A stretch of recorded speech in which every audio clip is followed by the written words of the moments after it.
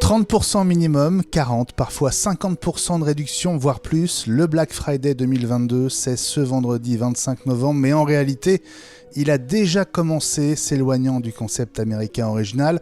Vraies bonnes affaires ou kermesse commerciale sans intérêt, on va essayer de vous guider et de vous donner quelques pistes et des conseils en ces temps de crise et d'inflation généralisée. Eux ne font pas de cadeaux, au contraire, ils augmentent les prix de reprise. Eux, c'est Yes Yes, le reconditionneur éco-responsable à la française. David Mignot, son cofondateur, est de retour dans iWeek pour nous parler de sa diversification et notamment du marché des MacBooks reconditionnés. La mise au point de Gilles, retour dans le passé en 2007, au moment où Apple négociait pour lancer le tout premier iPhone en France. Orange a eu l'exclu, on s'en souvient, mais que s'est-il vraiment passé avec SFR ? L'histoire n'est peut-être pas aussi simple que ce que vous pensez. Et puis le bonus exclusif pour notre communauté Patreon sur patreon.com/iWeek. Cette semaine, juste après le générique de fin, on va discuter de nos petites habitudes sur notre bureau et autour, entre un ou plusieurs écrans, souris, trackpad et tous ces petits accessoires qui définissent notre environnement de travail, sans oublier les bureaux virtuels et Stage Manager pour les plus téméraires.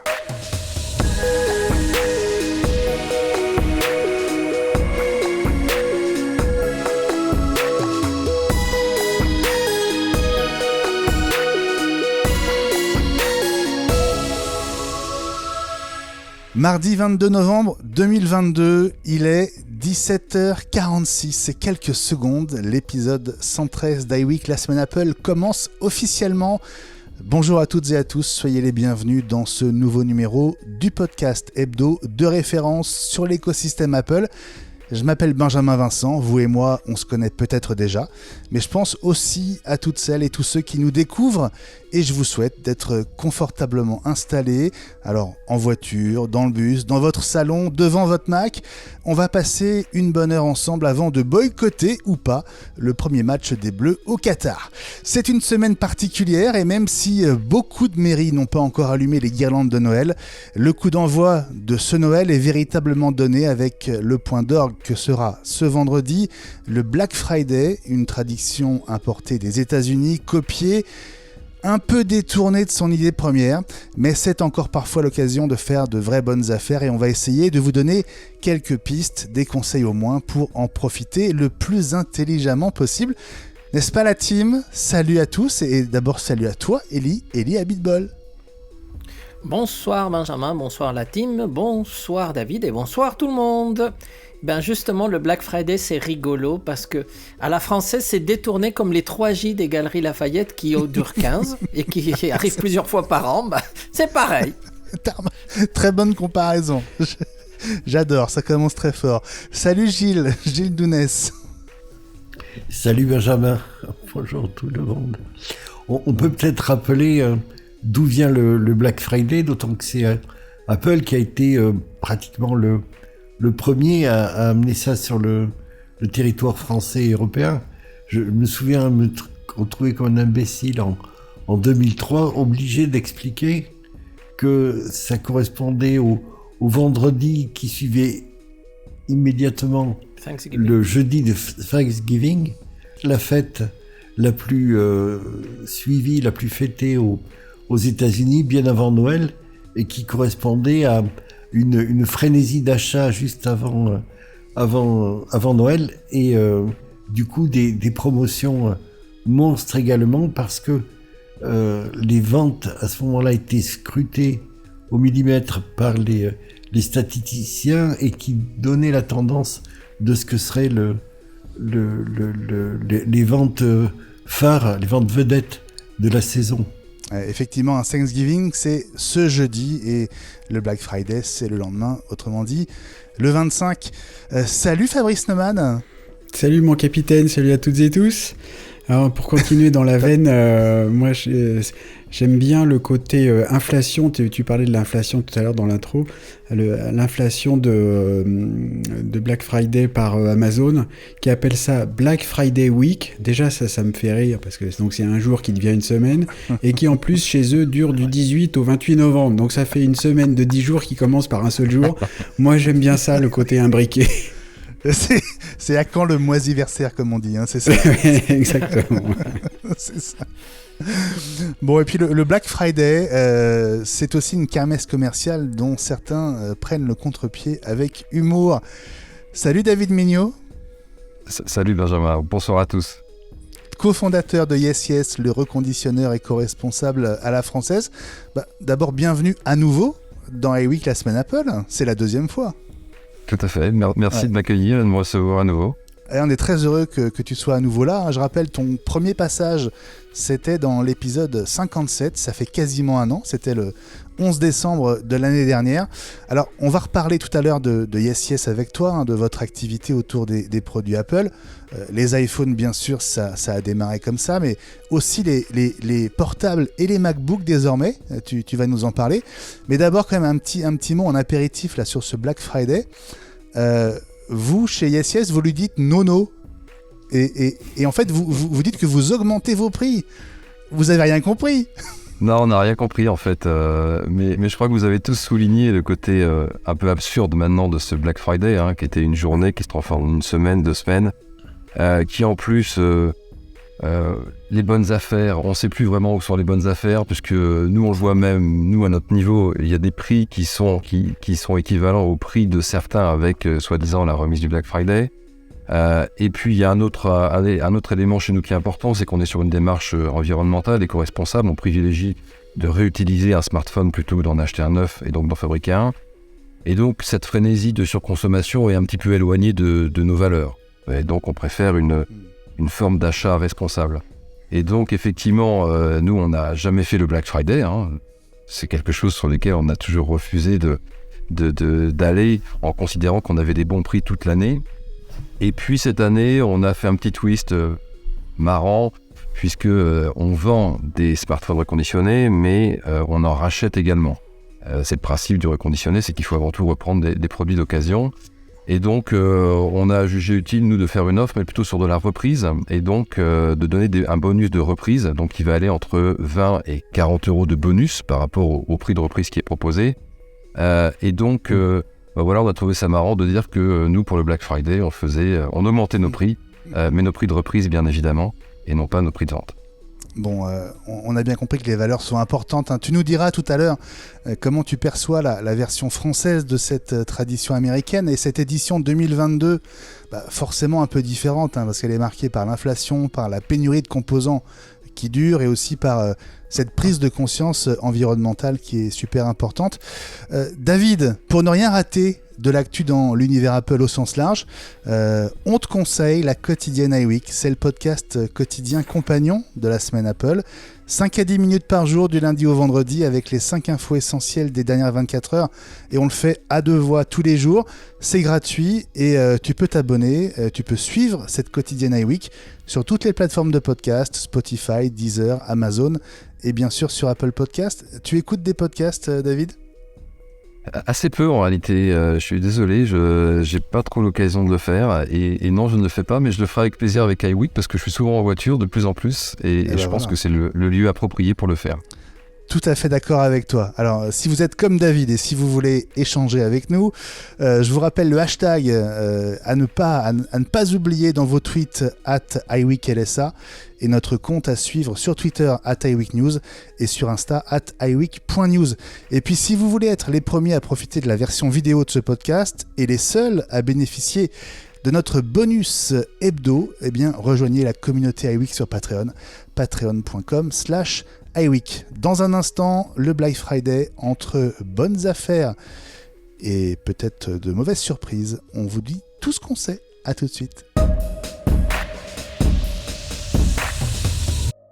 Vendredi 25 novembre 2022, c'est dans quelques heures, c'est peut-être même déjà passé si vous écoutez cette émission la semaine prochaine, mais cette semaine de promotion, en fait, elle va durer jusqu'au lundi, jusqu'à ce qu'on appelle le Cyber Monday. En attendant, le Black Friday, c'est un jour qui est censé être unique avec des promotions de très courte durée, promotions exceptionnelles. En tout cas, c'était comme ça au début.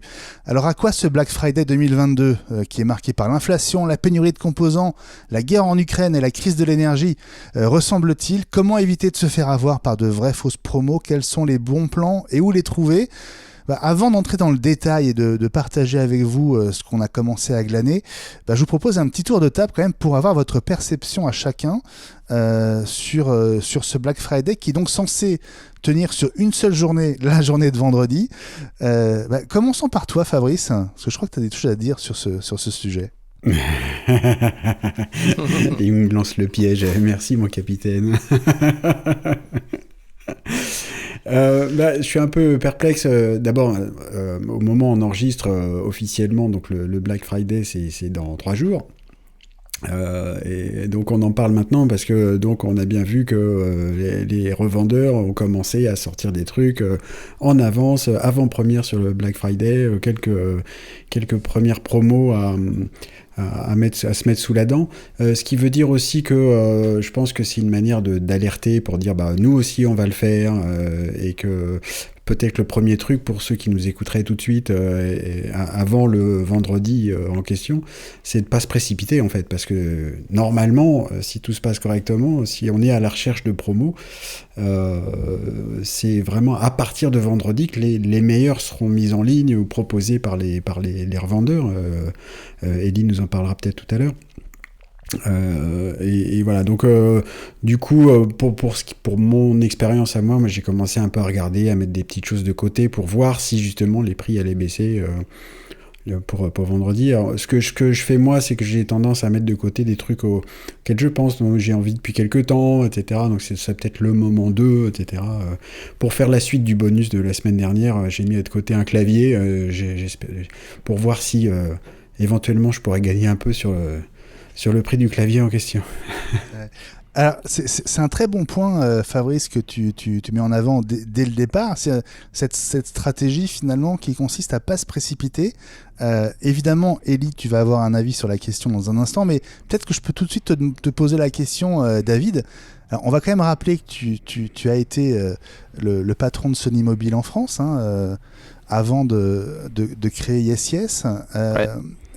Quelle est ta perception aujourd'hui de ce moment commercial? Est-ce que les promos qui sont affichés depuis quelques heures, voire quelques jours par certains, vont évoluer à l'approche de vendredi, ou est-ce que c'est relativement figé?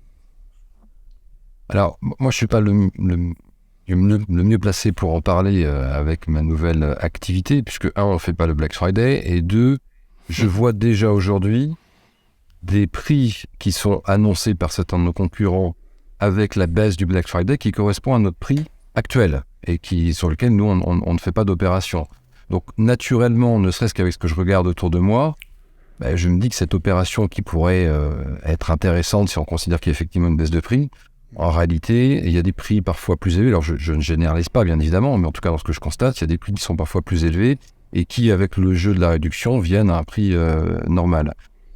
Tu veux dire que les prix catalogues sur lesquels les réductions s'appliquent sont pas forcément ceux qui sont mis en avant, c'est ça? Non, on affiche de vraies fausses réductions, en fait. Quand tu appliques la réduction sur le prix qui est proposé, en fait, ça arrive au même prix que nous qui ne faisons pas le Black Friday. Donc, ce qui est quand même un petit peu un peu étonnant. Donc, voilà, moi, mon seul constat, et encore une fois, je ne généralise pas, là, je parle de ce que je peux voir autour de moi, c'est qu'il faut faire attention. Comme tu le disais à l'instant, il faut vérifier si les prix vont évoluer, si les baisses sont vraiment intéressantes en comparant les prix par ailleurs, parce qu'il n'est pas toujours évident que ce soit une vraie baisse de prix. Voilà. Mais ça n'exclut pas qu'on peut avoir des bonnes affaires à faire. Alors, on continue ce tour de table un peu général sur l'idée et le concept du Black Friday et son évolution. Ellie, comment ça se passe pour toi et quelle est ta perception du monde autour de toi? Ça n'a plus grand-chose à voir avec le Black Friday original ou peut-être avec le Black Friday tel qu'il se pratique aux États-Unis, qui est vraiment limité à ce week-end et c'est extrêmement précis. En France, c'est dilué et même Apple, qui avant faisait des offres très percutantes, on avait un peu de mal des fois à suivre ou à s'aligner, maintenant fait des offres qui sont à peu près bateaux et en tout cas elles ne changent pas vendredi. Les gens les connaissent déjà, ils savent ce qu'on va avoir et Et c'est beaucoup moins attractif. Après, chez les autres, moi j'ai regardé ce que font les grands du secteur, comme Amazon, etc. Alors oui, il y a des offres dans des tas de petites choses, des composants, des accessoires, etc. Mais il n'y a pas d'offre magique, quoi. Alors qu'aux États-Unis, tu vas peut-être trouver des offres super intéressantes le vendredi, si tu es sur place, et il faudra en profiter le vendredi. Ouais, alors justement, tu évoquais Apple. Concrètement, il y a une époque où ça valait le coup d'attendre le Black Friday pour acheter un nouveau Mac ou un iPad, Bien etc. Bien ce sûr. temps-là, il est passé, non? Il est totalement passé. Là, c'est un bon d'achat, et le bon d'achat qu'il propose, qui est variable selon ce que tu achètes, te permet en fait d'acheter un autre produit Apple. Et généralement, ces problèmes de bon d'achat, c'est que tu as un bon d'achat de 50 €, il faut que tu achètes soit un produit de 50 et quelques et tu mets le complément, soit tu achètes un produit de 30 € et quelques et tu perds le complément. Donc c'est montant figé, c'est pas un crédit, c'est une carte que tu utilises pour faire un achat. Il faut que tu l'ajustes, et le produit que tu achètes, y a une marge dessus. Donc comme c'est un accessoire, disons que c'est une remise, mais c'est pas une remise fabuleuse. Ouais.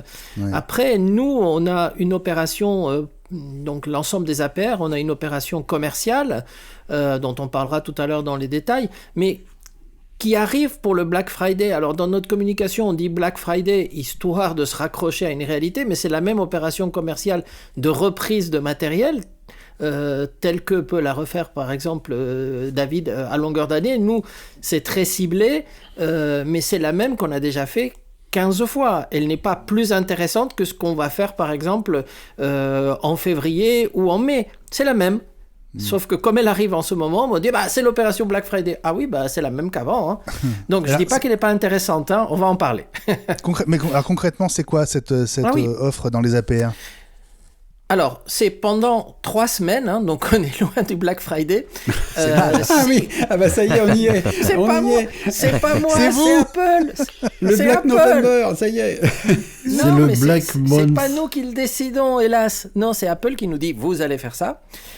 Et en fait, ce qui se passe, c'est que c'est en fait une offre de reprise-recyclage. Donc, si un client nous amène un ordinateur, un peu quel que soit son état, entre guillemets, il a un bonus de 180 € qu'on déduit immédiatement de l'achat d'un nouvel ordinateur portable. Donc là, c'est pas un bon d'achat variable, on fait une remise de 180 € sur l'achat d'un Mac portable uniquement. Ils n'ont pas voulu qu'on mette les Mac de bureau, ce qui est un peu dommage.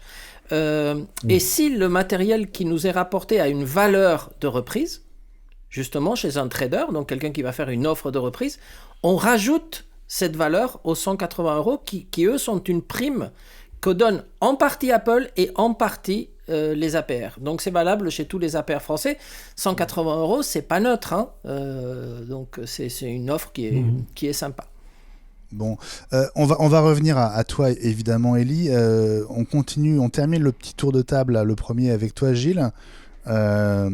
Tu connais bien cette tradition du Black Friday et tu as constaté son évolution. Alors, à la fois aux États-Unis, où finalement elle reste conforme à ce qu'elle a toujours été, je crois. Oui.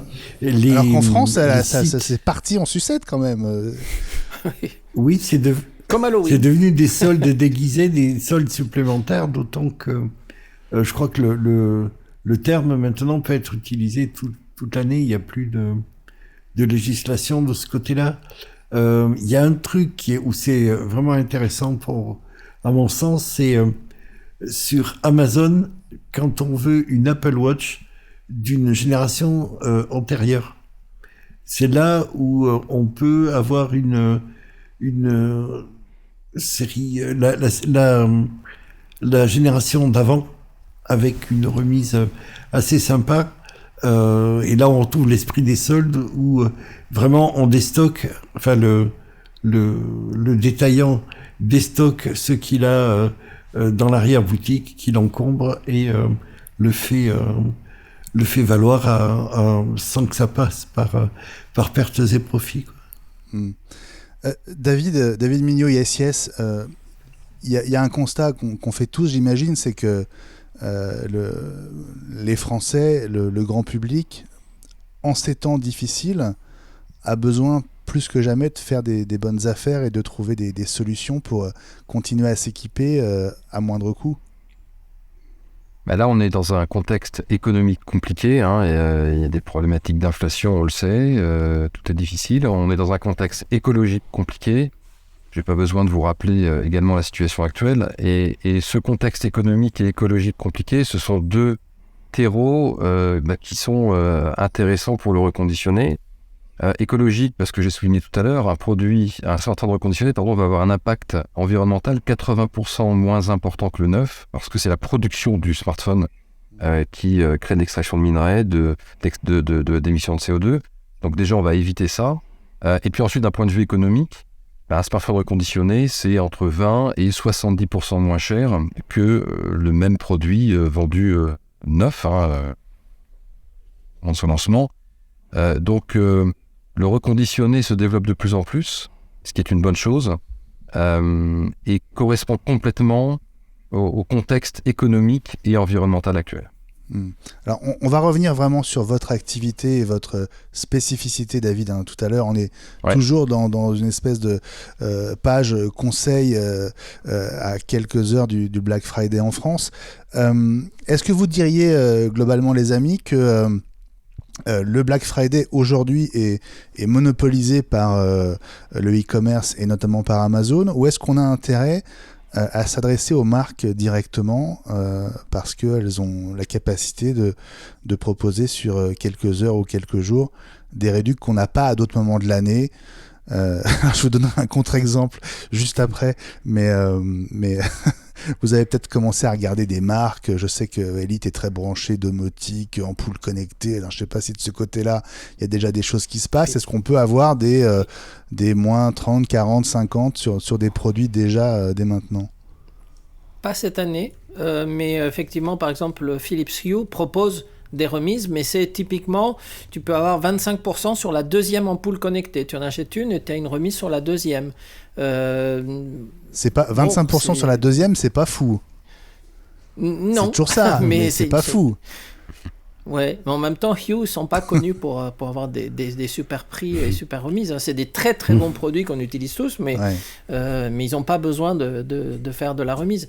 J'ai pas vu d'offres domotiques super intéressantes. Il y a des offres dans la hi-fi et des choses comme ça, où les marges sont traditionnellement encore très élevées si on compare aux marges de l'informatique actuelle. Les fabricants de téléviseurs peuvent faire des offres, hein. Ils ont des marges qui sont incroyables, quoi, pour l'instant. Ouais. Côté domotique, Fabrice, je sais que tu as un œil sur les produits de chez Meros notamment. Oui, alors, mais du coup, je suis pas allé directement chez Meros. J'avoue que tu parlais de commerce en ligne. Enfin, donc les marques sont donc en ligne aussi, mais c'est vrai que chez leurs vendeurs que certains n'ont pas envie de nommer, les marques sont présentes et puis on leur propre page aussi, en fait. On parle d'Amazon naturellement, on leur propre page, et donc du coup c'est un moyen d'aller voir marque par marque ce qu'elles peuvent proposer. Rien n'empêche ensuite d'aller vérifier sur le site de chacune des marques. En fait, c'est aussi à ça que ça sert, hein. Un grand revendeur comme ça qui a tout, il prend aussi le risque de proposer des trucs et de donner des idées ensuite qu'on aille voir directement chez leur vendeur, ce qui est peut-être une bonne idée. Et donc chez Meros, moi j'ai vu des prises connectées standard HomeKit à moins 20 ou moins 25, je crois, quelque chose comme ça. Donc on a un pack qui devient pas très cher. Alors ce sont des prises qui font a priori sensiblement la même chose que les camarades de chez Eve. Chez Yves et Fred, comme disent nos auditeurs sur Twitter, parce qu'on a beaucoup parlé d'Yves et Fred. Donc Eve, EVE, la marque Eve qui fait des produits d'excellente qualité, qui sont un petit peu plus chers. Et dans le cas des prises connectées, moi j'en ai de chez Eve qui fonctionnent très bien, qui sont même du coup un peu plus petites physiquement parlant que celles de Meros. Donc du coup j'ai envie de voir les deux pour voir si c'est vraiment très gênant d'en avoir quelques-unes plus grosses, mais c'est vrai que le prix est intéressant, et des promos chez Eve, j'en ai pas vu vraiment très intéressantes pour le moment qu'on évoque aujourd'hui. Je vais vous poser une question à laquelle il n'y a peut-être pas de réponse, mais c'est quoi alors tout est relatif, une bonne remise Black Friday sur du matériel? Est-ce qu'on peut viser 30% plus? Est-ce qu'il faut faire attention au prix de référence, comme tu l'évoquais, David, au début ? C'est quoi l'attitude à avoir face à un prix qui a l'air canon ? Au-delà de 30% déjà, c'est du déstockage. Parce que comme le disait très bien Elie, les marges en informatique ont extrêmement baissé. Maintenant, tout le monde se bat. Il y a une spirale déflationniste depuis des dizaines d'années maintenant. Et du coup, si on est autour de 30%, déjà c'est suspect. On est du matériel d'un millésime qui va changer, sachant qu'on n'est pas très loin. On commence à être pas très loin fin novembre du CES de Las Vegas où se font toutes les annonces. Donc ça ressemble aussi à du délestage de pipeline de produits. Fabrice ? Pour aller dans le sens de ce que vient de dire Gilles, une petite remarque, c'est très important quand on voit des remises sur un produit, moins 20, moins 30, moins 40, effectivement de regarder la génération du produit. Parce que ça peut être justement moins 40 sur la génération d'avant. Alors, ça peut être très bien, justement. Mais ça me rappelle quelque chose, tu sais. Alors, justement... le refurb fonctionne comme ça depuis le début. Le refurb, sauf que là c'est moins 15, etc. Non, mais du coup c'est intéressant d'aller regarder. Non, mais parce que des fois on se fait avoir, et moi je me suis fait avoir une fois ou deux comme ça en me disant tiens, c'est super, quel prix formidable, dans de la domotique justement, c'est-à-dire de prendre un produit qui avait l'air vraiment pas cher, et en fait c'était la génération qui ensuite n'a pas pu être mise à jour vers Thread, vers je sais plus trop quoi, et du coup je me suis retrouvé avec quelque chose qui n'allait pas évoluer. C'était pas cher, mais du coup c'était pas ça que je voulais. Donc maintenant, je suis très regardant à ça et à pas forcément chercher le super moins cher parce que ça peut créer des surprises mauvaises. Ouais. Elie ? Je vais te donner un exemple parce que des fois, les prix et les remises, il faut voir aussi l'origine et le prix chez la concurrence. C'est assez facile de voir, tu cherches un produit particulier, tu utilises un comparateur sur Internet, tu vas voir à quel est le prix normal de ce produit. Je prends un exemple sur la seule chose que j'ai acheté moi pour le Black Friday. Et ce sont des disques durs T'as déjà acheté ? Donc, on est mardi, oui. T'as déjà acheté ? Oui, parce que c'est une offre... De quelle année ? Si tu veux, L'année dernière ? Non, là, ils arrivent demain. Donc, alors, je t'explique, c'est assez intéressant. C'est des disques tu seras livré avant le vendredi, très fort. Oui. Ah ouais. Ah non, là, moi, Elie, moi, je dis, respect. Hein. Non, mais en même temps, c'est une offre Black Friday de ce fournisseur que vous avez tous cité, et donc, qui lui fait une offre sur 3 semaines. Hein, donc, et du coup, comme les quantités sont limitées, si tu veux profiter, il vaut mieux que tu te dépêches parce que le jour du Black Friday, il n'y en aura probablement plus. En plus, tu vas voir à quel point c'est compliqué. Donc, la première chose que je fais, c'est qu'un disque dur, moi j'ai des fournisseurs de disques durs, hein, donc je regarde en dehors du Black Friday, chez cet énorme fournisseur dont vous avez tous parlé, qui finit par ZON, le prix public TTC est moins cher que mon prix d'achat hors taxe chez mon grossiste informatique avec qui je travaille depuis plus de 30 ans. Donc déjà, je suis un tout petit peu tenté. Fabrice fait le geste zinzin avec les deux mains. Oui, mais c'est comme ça, c'est fou. Et j'ai même demandé une cotation spéciale, en disant non mais c'est pour moi, faites-moi un prix quand même, les gars, soyez gentils. Non. Mais là, en Black Friday, ils font 17%, ce qui est peut-être pas énormissime, sauf que 17% sur un prix qui est déjà moins cher que le prix que tu peux avoir. Du coup, c'est une offre qui est difficilement comparable à autre chose. C'est vraiment un super prix parce qu'un 2 Tera, tu l'achètes là pendant cette offre Black Friday 63 € TTC pour un 2 Tera ultra rapide avec 6 gigas de débit et tout. Donc je vais mettre ça dans un NAS. Hein. Le problème, c'est qu'il m'en faut 4. Pour faire un RAID, il me faut 4. Or, ils te les vendent par 1. Et ils contrôlent. Tu peux essayer de le racheter le lendemain, le surlendemain, etc. Ils te disent non, monsieur, vous l'avez déjà acheté, vous en avez un. Tu peux pas. Alors, il faut trouver des copains qui décantent en disant tu veux pas m'acheter un disque, je te le rembourse, etc. Donc, ça devient très compliqué. Mais j'ai réussi à avoir mes 4 disques. T'en achètes un par an à chaque Black Friday. Comme ça prendra que 4 ans pour avoir tes 4 disques. Tout ira très bien. C'est ça. Bon, moi, je voulais vous donner un exemple. J'en ai déjà 2 sur 4. Donc, tu vois, voilà. Bon, écoute, c'est une première aberration, en tout cas l'écart entre les prix constatés et les prix que toi tu payes pour tes magasins, évidemment. Ah oui. Un peu impossible de s'aligner, évidemment. Moi, j'ai reçu un mail de Belkin, une marque qu'on aime bien, qui met en avant les promotions valables cette semaine. Et alors, je tombe sur le Belkin chargeur de voiture magnétique sans fil Boost Charge compatible MagSafe. Prix habituel conseillé 32,99 €. Prix Black Friday 31,19 €. Ah Ça valait le coup de me faire un mail. Moi, je dis... j'ai gagné... petites économies. J'ai gagné combien ? J'ai gagné 2%. 1,80 €. Ouais. Et alors, il y a à l'autre extrémité, et là, ça rejoint ce que tu disais, David, sur le fait qu'il fallait faire attention au prix de départ. Moi, je trouve que le Black Friday est très intéressant quand on veut, par exemple, s'acheter un logiciel. Je trouve sur les licences logicielles, c'est très intéressant parce que là, on a vraiment des remises qui vont de 30 à parfois 50% et plus. Sauf dans certains cas, et là, je suis tombé sur une de ces exceptions. C'est un plugin payant pour WordPress, vous savez, le système de gestion de contenu qui permet de créer des sites internet. Cette extension s'appelle SearchWP, elle est très, très connue et très, très bien notée. Le problème, c'est qu'entre l'année dernière et cette année, ils ont quasiment triplé le prix de leur produit. Et donc là, ils ont aucun mal à dire qu'ils offrent jusqu'à $350 de remise. Bah forcément, parce que le prix est passé de 200 à $600. Donc donc c'est pas très compliqué. Voilà.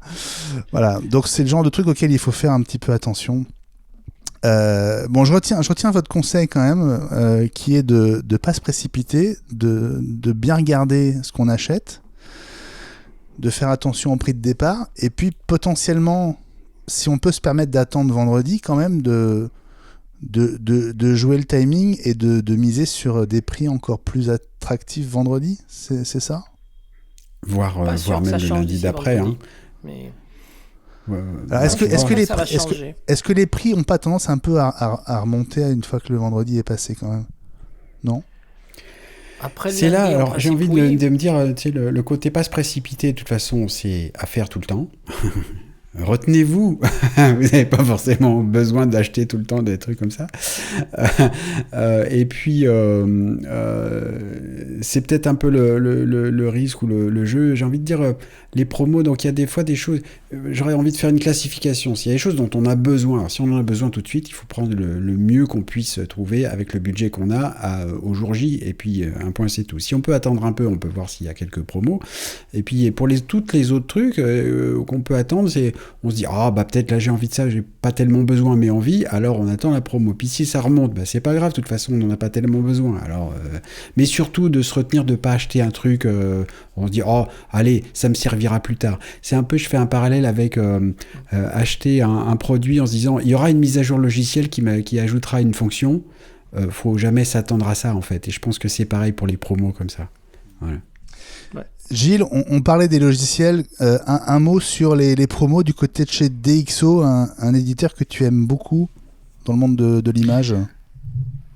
Oui, ils font des produits extrêmement efficaces.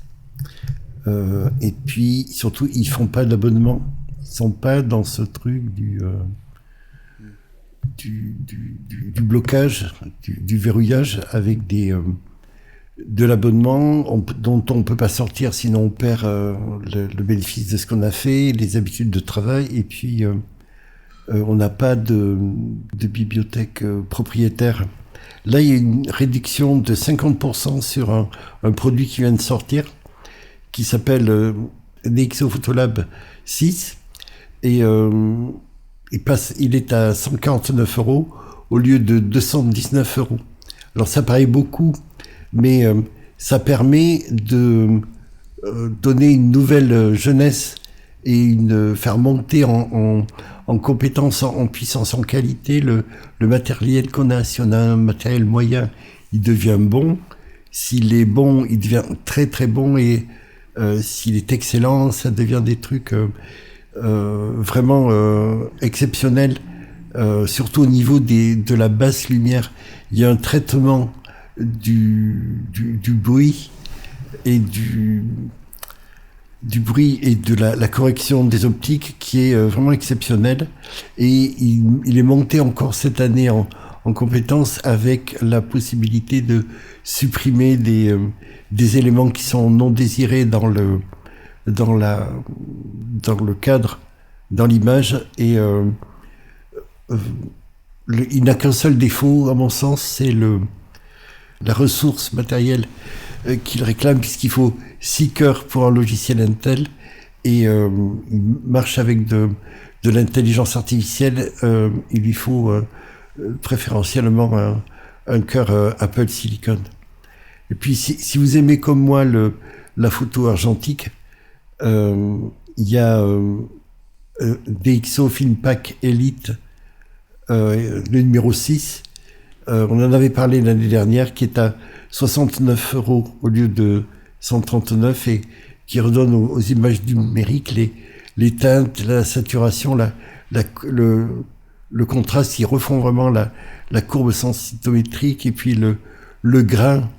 Ils ont pris en photo des photos des images vides. Ils ont pris le grain, et ils ont mis un algorithme pour le restituer comme un calque supplémentaire que vous appliquez sur votre image, et ça fonctionne vraiment très très bien. Voilà. Donc un bon moment pour passer à ces logiciels de chez DxO, Gilles, c'est ça? Voilà, c'est jusqu'au 28, c'est-à-dire que on va même au-delà du Cyber Monday, et on a un DxO Thursday. Merci. Alors juste avant de refermer cette page, on n'est pas dans le monde de la tech, hein, mais vous connaissez Mauboussin, le bijoutier. SMS reçu SMS reçu le 25 octobre. Exceptionnel Black Friday chez Mauboussin. Le 25 octobre, hein, donc il y a un mois. 25% de remise. Bon. Et j'ai reçu un autre SMS aujourd'hui, là, il y a 5 minutes. Super Black Friday chez Mauboussin. Jusqu'à 60% de remise, voilà. Je pense que vendredi, ce sera le méga super ultra super Black Friday. Voilà. Et ils t'ont prévenu très soulage, parce que comme il faut faire un prêt pour pouvoir acheter un truc chez eux. C'est ça. Bon, en tout cas, voilà, soyez sages, faites attention, et n'hésitez pas à nous indiquer vos bons plans ou vos mauvaises pistes sur Twitter avec le hashtag iWeekLSA. Allez, dans un instant, on reste avec David Mignot pour prendre des nouvelles de ce reconditionneur éco-responsable à la française qu'on aime bien dans iWeek. À tout de suite. David Mignot, cofondateur de Yes, toujours avec nous cette semaine. Ça va, David ? Ça va super, merci. Bon, alors le Black Friday, pour vous, ça veut dire des prix de reprise qui augmentent.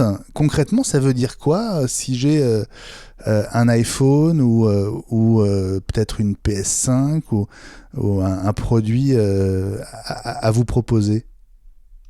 Alors, on le fait uniquement sur les smartphones, donc iPhone à partir de l'iPhone 8 et les Samsung Galaxy S à partir du S9. Et donc, le principe, c'est que sur notre site, on peut revendre son smartphone avec un prix de reprise qui est affiché en fonction de l'état du smartphone et s'il est fonctionnel ou pas. L'idée, c'est que pendant le Black Friday, on donne un bonus, un petit coup de boost pour la reprise, puisque c'est quand même l'élément moteur de notre activité, hein, c'est de reprendre des produits. On pourra parler de notre modèle tout à l'heure, mais nous, on préfère les reprendre en France que les acheter aux États-Unis. Et du coup, c'est la raison pour laquelle on augmente nos prix de reprise. Et donc concrètement, en fonction de la valeur du téléphone, du smartphone, il y a un bonus qui sera entre 20 et 40 euros. Ça commence à 20 euros pour un iPhone 8 par exemple, et ça ira jusqu'à 40 euros pour des iPhone 13 Pro Max. Ouais. Donc il est appliqué directement dessus, sachant que nous on a un bonus supplémentaire qui va rester quand le téléphone est en parfait état, c'est-à-dire qu'il est quasiment comme neuf, il n'a aucune rayure, on a affaire à quelqu'un qui en a pris soin, et donc lui aura en plus un autre surbonus qui correspond à ça, mais du coup on a bien dissocié les deux pour qu'il y ait bien le bonus Black Friday qui soit supplémentaire. Ouais. Alors, je voudrais quand même qu'on rappelle un peu les bases, parce que dans l'esprit du grand public, on sait qu'il y a une confusion entre les différents acteurs du marché. Quand on dit reconditionnement, on pense notamment à back market. Vous faites pas du tout le même boulot. En fait, on est sur le même marché, mais on fait pas du tout le même métier. Back market, c'est pas un reconditionneur. Back market n'a jamais reconditionné de smartphone au sens propre du terme. Back market, c'est une plateforme. Et vous connaissez le principe d'une plateforme, c'est de mettre en relation des acheteurs et des vendeurs. Et là, en l'occurrence, des acheteurs de produits reconditionnés avec des reconditionneurs qui peuvent être partout dans le monde. Donc, le principe, c'est que vous voulez acheter un smartphone reconditionné, Back Market va vous dire, voilà, parmi les 1000 vendeurs que j'ai répertoriés dans le monde, vous allez pouvoir l'acheter chez celui-ci et le produit va venir, il peut venir de France, d'Espagne, de Chine, de n'importe où. Donc, en soi, c'est bien parce que ça permet d'accéder à un panel très très large de reconditionneurs. Nous, le petit bémol qu'on met par rapport à ça, c'est que, on est dans une démarche environnementale, et donc acheter un smartphone reconditionné à un vendeur qui serait en Chine, c'est pas tellement cohérent.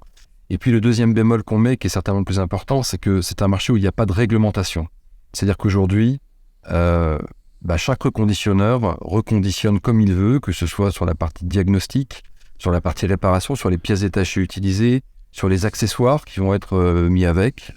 Et donc, du coup, vous allez avoir autant de produits reconditionnés qu'il y aura de vendeurs, avec son lot de très bonnes surprises, mais aussi de très mauvaises surprises. Et malheureusement, sur une plateforme comme c'est le prix qui fait la différence pour pouvoir passer, on a plutôt tendance à avoir des moins bonnes surprises que des très bonnes surprises. Ouais. Cette régulation, vous la demandez depuis longtemps, parce que quelque part, le vide ne vous favorise pas. Alors, il ne nous favorise pas, même s'il faut faire de la pédagogie, c'est ce qu'on fait. Donc, nous, l'enjeu, c'est de dire que, première chose, nos smartphones et nos produits en général sont reconditionnés dans notre atelier, on a nos propres ateliers de reconditionnement avec nos techniciens, avec nos process qu'on a créés nous-mêmes, mais qui sont des niveaux de qualité, des niveaux d'exigence qui sont les plus élevés. Le sourcing, on le fait nous à 100% en France, c'est-à-dire que on a des accords avec des distributeurs, avec des opérateurs en France pour aller reprendre là où il y a des produits, plutôt que d'aller les acheter aux États-Unis. Et puis ensuite, on fait en sorte que dans la relation client, où le reconditionné suscite beaucoup de questions, beaucoup de doutes, on soit le plus proche possible des clients. Donc ça se passe avec un service client qui est sur Internet ou par mail, qui est réactif. Mais nous, ça s'est accompagné, d'ailleurs depuis l'année dernière où on en avait parlé, ça s'est accompagné avec l'ouverture d'un atelier boutique physique qui est à Caen, où là, on peut directement aller acheter ses produits avec l'atelier qui est dans la boutique, et donc on voit clairement où sont reconditionnés les produits. Ouais. Alors, c'est vrai que depuis qu'on s'est parlé il y a presque un an, donc il y a eu l'ouverture de cette boutique à Caen, qui je crois est très importante pour vous. Et puis il y a eu l'extension de votre business au portable, et notamment au Mac. Alors, oui. Qu'est-ce que ça donne? Comment ça se passe? Qu'est-ce qu'on peut trouver?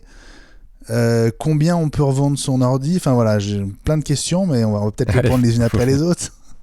Alors, première chose, on a commencé par les smartphones, on a étendu avec des consoles de jeux, notamment les PS4, et on revend également, et on rachète également, nous, alors pour l'instant dans la boutique, des iPads et des MacBooks. Donc concrètement, on revend sur notre site, donc c'est tout récent, parce qu'on a lancé la semaine dernière, on revend des MacBooks Air et Pro reconditionnés depuis 2017. Donc, premier prix, on va être à 549 € pour un MacBook Air de 2017, à 749 € pour un MacBook Pro de 2017. Et on va avoir des produits jusqu'aux dernières générations. Alors les 2022, on les a pas encore, mais en tout cas jusqu'aux générations 2021. Alors vous connaissez mieux que moi certainement le nombre de références qu'il y a avec le nombre de possibilités de modèles quand on mélange les RAM, la mémoire et les processeurs. Mais nous, en l'occurrence, on peut être capable de vendre l'intégralité de ces produits, sachant qu'on le disait tout à l'heure, nous, on précise sur notre site de quelle année il est, quel est le processeur, quelle est la RAM, et voilà. Pour l'instant, on n'a pas de service de reprise sur notre site, pour anticiper ta question.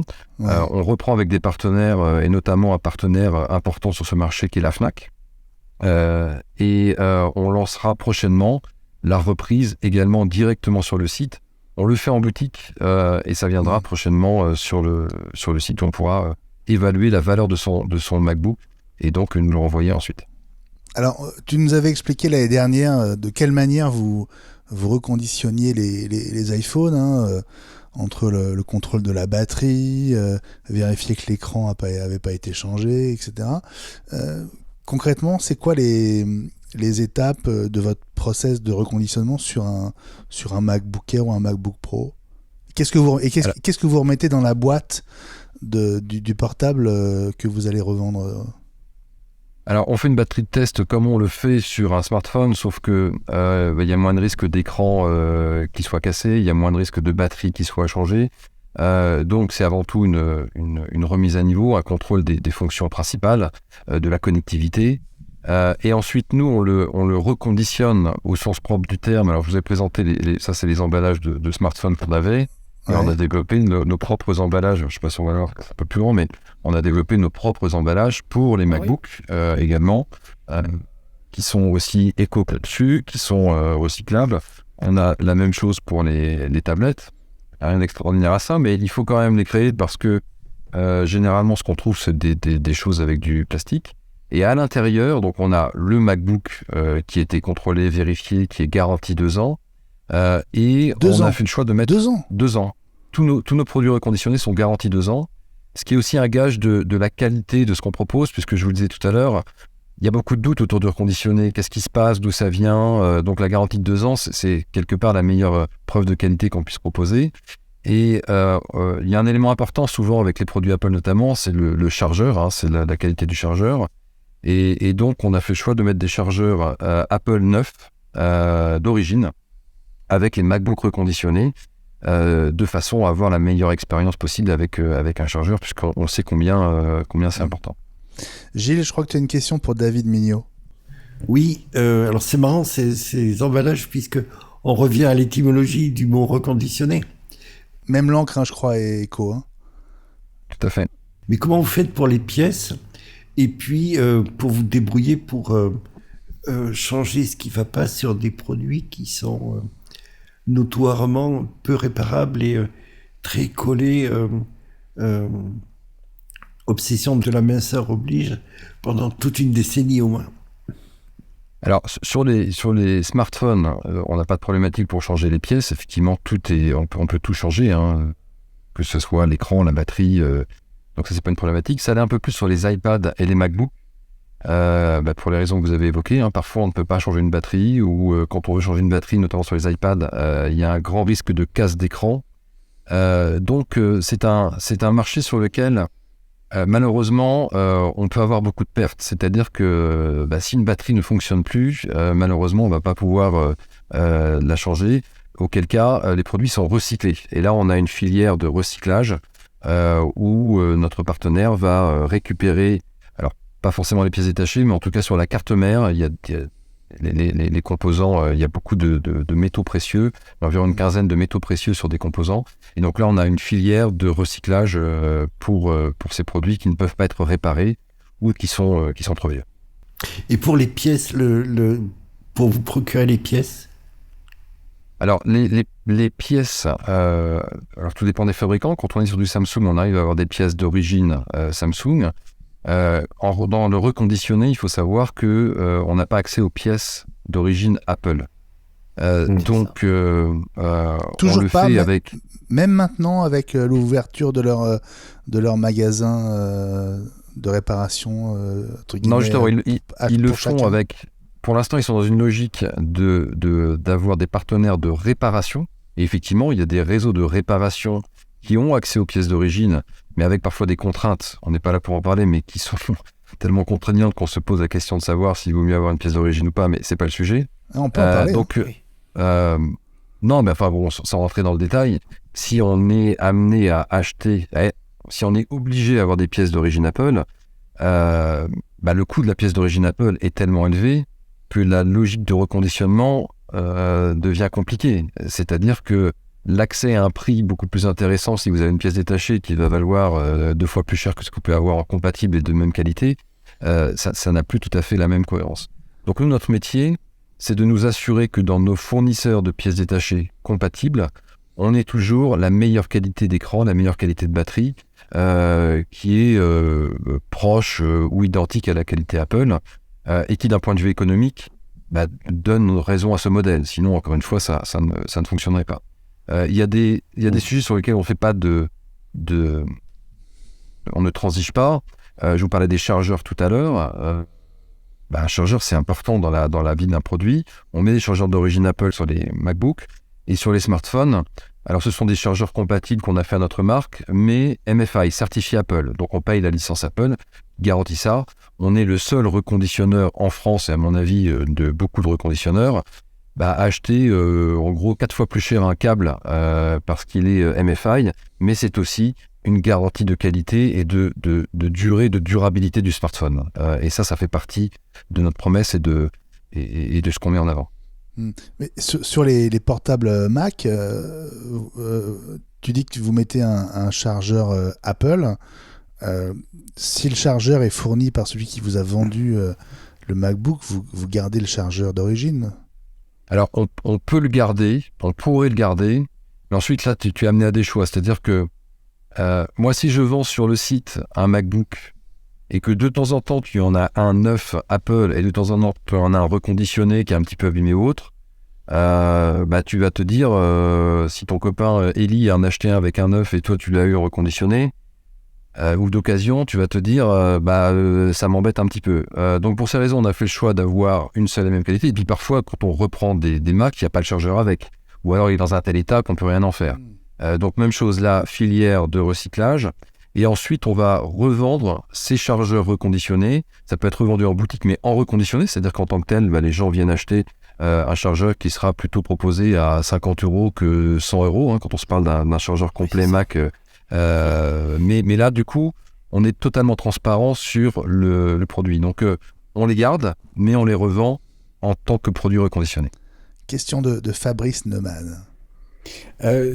Pour rebondir sur les chargeurs, en fait, parce qu'on en a pas mal parlé ici dans iWeek, justement dans certains cas, et notamment avec les nouveaux MacBook Air, de la faiblesse en termes de puissance des chargeurs fournis par Apple. Donc je me demandais si ça avait été un critère de choix et de réflexion d'éventuellement proposer, plutôt que des chargeurs Apple, des chargeurs d'une autre marque qui seraient validés, justement. Il y a d'autres marques de chargeurs qui sont tout aussi fiables que ceux d'Apple et qui permettraient justement de donner encore ce petit truc en plus dans les produits reconditionnés, c'est-à-dire des chargeurs qui vaillent la peine et qui ne soient pas des 35 watts avec les MacBook Air, mais justement des 65 watts pour les charger plus vite, ce qui serait quand même ce qu'on regrette qu'Apple ne fasse pas. Et donc, yes, s'il te plaît, monsieur yes, tu peux le faire un petit peu plus long. Alors tout ça, vous imaginez que ce sont des sujets de discussion interne assez longs, puisque quand vous regardez les MacBook depuis 2017, les chargeurs, les MagSafe 2, les USB-C, les 61 watts, les 96 watts, bon bref, quand vous voyez comment tout ça est assez complexe, on a fait le choix pour l'instant de fournir les chargeurs Apple qui sont fournis naturellement avec. Mais là où tu as raison, c'est que on voit la même chose sur les smartphones. On peut avoir envie d'acheter un chargeur plus performant. Donc, ce n'est pas encore le cas sur notre site, mais on va le proposer prochainement, à savoir, il y a un chargeur qui est fourni et on pourra choisir un autre chargeur, alors qu'on pourra payer plus cher, mais qui ne sera pas le prix du chargeur. C'est-à-dire qu'on retire l'ancien chargeur et on paiera un petit delta pour avoir un chargeur plus performant. On a la même chose sur les smartphones, puisque comme vous le savez, on était historiquement sur des chargeurs de 12 watts. Maintenant, on est passé sur des chargeurs qui sont à 20 watts. Quand on regarde chez Samsung, c'est même 25 voire plus, donc ça devient très compliqué. Et donc on essaye de rendre la vie la plus simple à nos clients là-dessus, en faisant des paliers, en expliquant, et ça viendra aussi en essayant d'expliquer aussi aux clients à quoi ça correspond, parce qu'on s'y perd très rapidement dans toutes ces histoires. David Mignot, le chargeur unique USB-C deviendra une réalité en Europe début 2024 ou plus tard. C'est une bonne nouvelle ? Alors, oui, ça peut être considéré comme une bonne nouvelle. mais à condition, encore une fois, de savoir ce qu'on fait des anciens câbles, puisque il y a sur le marché des jeunes générations de câbles et de chargeurs, pourrait éviter d'avoir à le changer. Donc là, on va imposer un changement, alors que le bon sens aurait pu dire, il y a déjà des clients qui sont équipés. Ceci étant dit, on voit aussi, pour mesurer ce propos, et je vous disais qu'on est en train de passer sur des chargeurs 20 watts USB-C, et qu'aujourd'hui Apple ne propose avec ses iPhones que des câbles USB-C, il n'y a plus de chargeur, sous prétexte que vous aviez déjà un chargeur avant, mais généralement vous n'aviez pas un USB-C, vous aviez un USB-A. Un peu technique, mais je pense que vos auditeurs sont au fait de tout ça. Donc l'argument écologique entre nous, il est un petit peu bidon, puisque on te dit tu as déjà le chargeur, mais il ne marche pas avec, donc il faut en acheter un autre.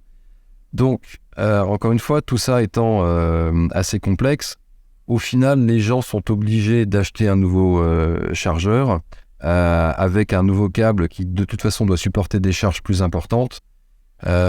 Donc, en réalité, ça peut malgré tout permettre d'avoir une uniformité de câble qui correspond aussi à ce changement de puissance qu'on retrouve sur le marché. Sur les câbles, je trouve ça intéressant quand même. On entend les mots couverts de David sur le changement de câble.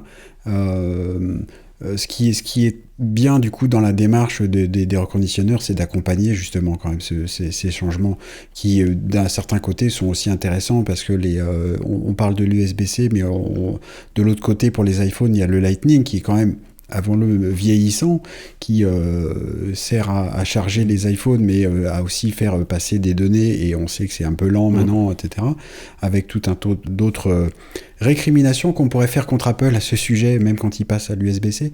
Mais du coup, on voit bien quand même que l'étendue du travail que peuvent réaliser les reconditionneurs en général et ISS en particulier, et c'est immense, quoi. Donc on sent bien le côté passionnant de la chose et aussi le côté passionné de David. Donc ça c'est vraiment chouette parce qu'il y a vraiment plein de trucs à faire, et faire durer son mobile, c'est tellement important parmi tant d'autres choses que c'est intéressant, quoi. Gilles ? Oui, on revient un petit peu en arrière, mais il y a également des plateformes françaises qui font travailler des reconditionneurs français, et je voulais savoir en quoi ISIS maintenant se différencie par rapport à ce discours ou cette démarche. Alors, je pense que vous faites allusion à Quel Bon Plan, qui est effectivement une plateforme française qui a choisi de ne faire appel qu'à des reconditionneurs français. Oui, là pour le coup, dans l'idée, c'est tout à fait intéressant. Maintenant, encore une fois, c'est une plateforme, ce n'est pas un reconditionneur. Donc nous, notre point, c'est de dire, c'est fait chez nous, c'est reconditionné chez nous. Vous avez affaire à nous directement. Et encore une fois, la meilleure preuve qu'on puisse voir, c'est que quand nos clients viennent dans notre boutique à Caen, l'atelier est présent, c'est un peu comme dans les cuisines d'un restaurant qu'on verrait. Généralement, il y a deux questions quand on vient nous voir, c'est d'où viennent les produits. Ils viennent d'ici, c'est pas compliqué, vous avez là derrière. Et qu'est-ce qui se passe si j'ai un problème ? Vous revenez ici et on le traite. Donc, pour répondre à votre question, oui, une plateforme, c'est toujours intéressant si elle est dans cette logique environnementale. Maintenant, nous, ce qu'on prône, c'est que autant venir directement chez le reconditionneur qui fait ça et qui maîtrise de bout en bout tout le processus de reconditionnement et derrière le SAV et la relation client. Alors, ce qui est marrant, c'est que quand j'ai entendu parler de ce concurrent qui est apparu il y a 1 an, je crois, j'ai eu le sentiment, en tout cas, il se présentait comme faisant la même chose que YesYes, sans vous citer. Mais en fait, ils sont plus proches de ce que fait Back Market que de ce que vous faites vous, alors. Bien sûr, oui, tout à fait. C'est une plateforme c'est un Back Market français qui fait appel à des reconditionneurs français. Nous, il se trouve que c'est pas notre modèle de vendre sur des plateformes parce qu'on préfère la relation directe. D'un point de vue économique, puisque quand vous passez par une plateforme, c'est un distributeur, donc vous lâchez 10 à 12 points de marge. Et puis deuxièmement, la relation directe, on le sait, dans le business, elle est toujours meilleure parce que des clients satisfaits, ils sont fidèles, ils reviennent et ils vous recommandent. Donc, on a toutes les bonnes raisons de préférer à vendre directement à nos clients. Fabrice ? Justement, alors, Sans vouloir mettre David sous la torture, est-ce qu'on peut espérer l'ouverture de nouvelles boutiques dans d'autres villes de France ? Vers le sud-ouest, par exemple ? Alors, J'allais le dire. alors non seulement tu ne me mets pas sous la torture, mais notre stratégie est d'ouvrir une douzaine d'ateliers boutiques en France à horizon 2025. Donc on prend chaque région, chaque grande région de France, et on prend les grandes villes, Bordeaux, Toulouse, Nice, là je parle du sud, mais c'est Strasbourg, Rennes, etc. Il se trouve que nous sommes en train de regarder des ouvertures pour le printemps-été 2000 prochain, plutôt dans le sud et notamment dans le sud-ouest où, pour ne rien cacher, là, avant cette interview, enfin ce podcast, j'étudie un dossier qui se trouve à Toulouse. Donc voilà, rien n'est fait, mais en tout cas c'est ce qu'on regarde. Parce que l'enjeu pour nous, c'est vraiment de développer cette proximité et de se rapprocher au maximum des gens sur un sujet qui les importe. Et que nous, on n'avait pas prévu au départ. Ce qui est intéressant, c'est que quand on a lancé YesYes, ça devait être un modèle en ligne uniquement, et on n'avait pas prévu d'ouvrir des boutiques. Et on a compris que cette proximité est nécessaire, et notre boutique de Caen est un vrai succès, au-delà de ce qu'on pouvait imaginer. Donc l'ambition, c'est d'en ouvrir le plus rapidement possible de nouvelles, et notamment dans le sud. Ouais, c'est super intéressant, parce que ça faisait déjà 3 ans que vous existiez. Vous avez ouvert une boutique à Caen qui est pas la plus grande ville de France. Alors je sais pas si j'imagine que c'était volontaire, mais c'était peut-être audacieux. Parce qu'on était à Caen pour des raisons un peu historiques. Ouais. C'était audacieux parce qu'on a pris quand même 400 mètres carrés, dont 200 mètres carrés de surface de vente, donc c'est pas neutre. Mais ça rentrait dans les détails. Ce qu'on avait prévu de faire comme chiffre d'affaires à l'année, on l'a fait au bout de 9 mois et sans compter Noël, donc on est plutôt satisfait. Et surtout, ce qui nous intéresse, c'est cet engouement, cet intérêt des clients qui reviennent et qui sont de plus en plus intéressés. Nous, on a de plus en plus de produits, donc on a parlé des smartphones, des MacBooks, des iPads, des consoles de jeux. Et puis je vous annonce ce soir quelque chose qui va être annoncé très prochainement, c'est qu'on a un nouveau partenariat avec une marque dans l'audio, avec la marque Marshall. Et donc on va revendre des enceintes Marshall reconditionnées. On a commencé à notre boutique de Caen et on va le lancer sur notre site très prochainement. Donc vous voyez aussi que les marques nous font confiance. Pas forcément dans le reconditionnement, mais en tout cas dans la distribution de produits reconditionnés, parce qu'un produit reconditionné, ça s'accompagne aussi d'un discours qui va bien, et donc ils nous ont fait confiance dans cette distribution des produits reconditionnés. Non, c'est bien, c'est des bonnes nouvelles ça, tant mieux pour vous. Et les villes moyennes, genre Pau? Non, on fait que les grandes villes pour l'instant, mais peut-être après. Toc. On a tous nos petits trucs personnels. Ouais, en fait, vous allez me donner vos demandes et je vais faire la roadmap de. Mais j'ai bien compris que t'as pas cité Paris. Hein. Ouais. Non, Paris, on verra. C'est pas une grande ville. Paris, c'est pas une grande ville. Non, non. Attends. Non, mais si on fait un truc à Paris, j'aimerais un très très beau truc, un vrai flagship. Mais ça nécessite un peu de sous et j'attends de relever un peu de sous pour se faire une belle boutique à Paris. Ouais, ça sera pour 2024. En passant par Toulouse, c'est très bien. Exactement. David Mignot, cofondateur de YesYes dans A-Week, la semaine Apple. Merci beaucoup David d'avoir été là. Merci. À très vite dans A-Week. Et nous on se retrouve dans un instant pour Pommes, les infos qui vous ont peut-être échappé cette semaine.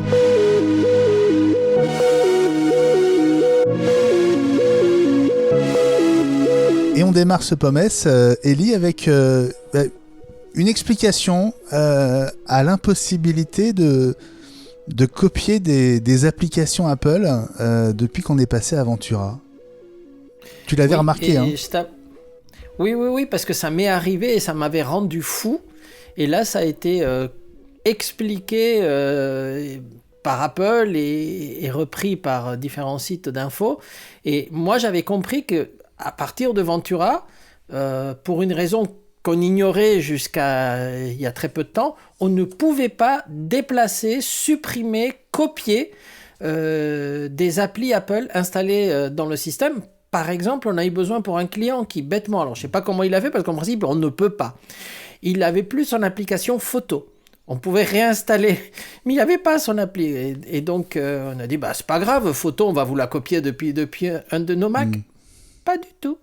On est devenu fou, on a tout essayé, on est passé sous compte route, etc. Et ça ne marche pas. Et en fait, l'explication, c'est que avec le système SIP d'Apple, le System Integrity Protection, qui maintenant est d'office activé, ils ont étendu aux éléments installés par Apple dans une machine. Et donc, ces éléments-là, qui sont dans le dossier application, on ne peut absolument rien faire. On ne peut pas les copier, on ne peut pas les effacer, on ne peut pas les déplacer, on ne peut rien faire. Ils créent des alias un peu partout. Par défaut. Mais même quand tu passes sur un compte route, ça c'est un peu plus technique, mais ceux qui savent le faire, normalement, ça te donne un accès super utilisateur Unix, et par la définition d'un compte route, tu as le droit de faire absolument n'importe quoi sur la machine, sauf toucher aux applications d'Apple, parce que c'est un route moins. Donc, tu es un route, mais tu n'es pas super administrateur de la machine. Donc, tu ne peux pas le faire quand même. Donc, il y a une façon réservée au centre de service Apple et aux gros bidouilleurs qui est de désactiver le SIP de la machine.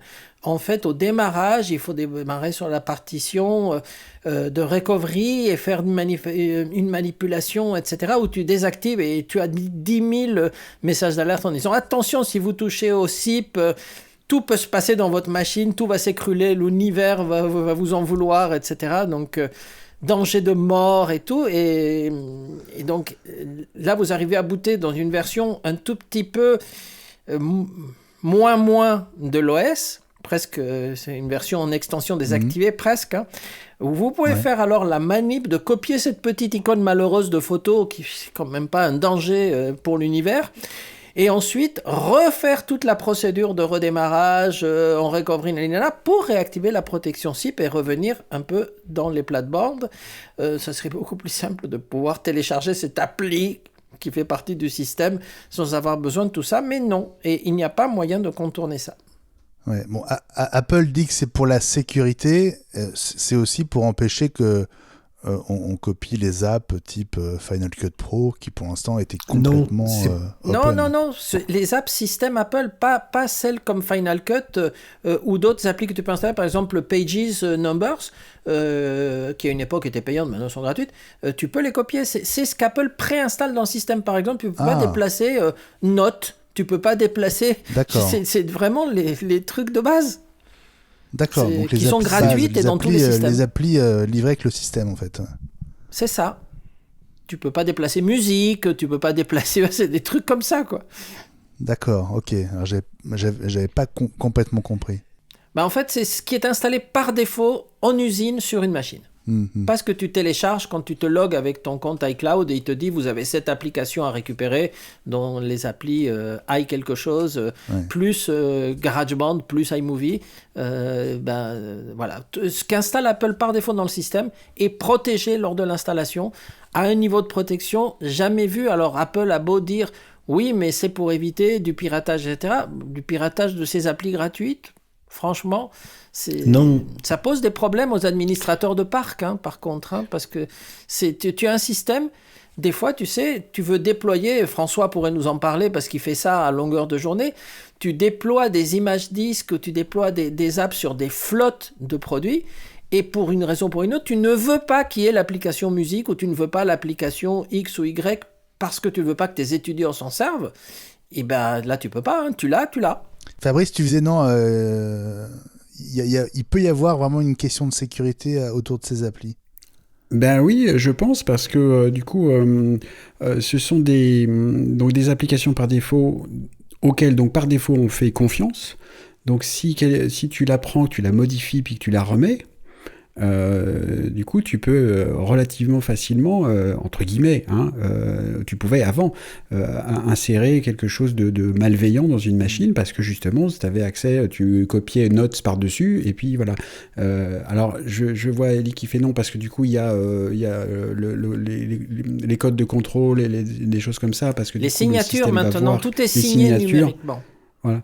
Mais je pense que c'est quand même une couche de sécurité supplémentaire. En plus des signatures, il y a aussi ça.